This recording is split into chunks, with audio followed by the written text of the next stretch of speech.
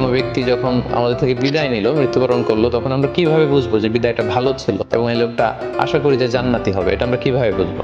মৃত্যুর সময় যদি কেউ আল্লাহর জিকির করা অবস্থায়, আল্লাহকে স্মরণ করা অবস্থায় কিংবা শাহাদাত বাণী পাঠ করে যদি মৃত্যুবরণ করতে পারে, তাহলে আশা করা যায় যে এই মৃত্যুটা খুব ভালো মৃত্যু হয়েছে।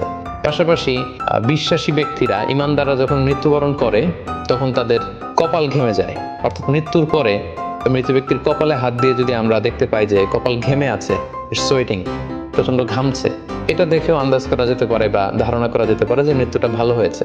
পাশাপাশি জুমার রাতে যদি কেউ ইন্তেকাল করে, বৃহস্পতিবার দিবাগত রাতে, নিঃসন্দেহে সেক্ষেত্রে লোকটার ইমানদার হতে হবে, সৎ ব্যক্তি হতে হবে। সেক্ষেত্রে এটা একটা ভ্যালিউ অ্যাড করবে যে জুমার রাতে সে ইন্তেকাল করেছিল। রমাদান মাসে যদি কেউ ইন্তেকাল করে, এটা একটা খুশনসিব তার জন্য।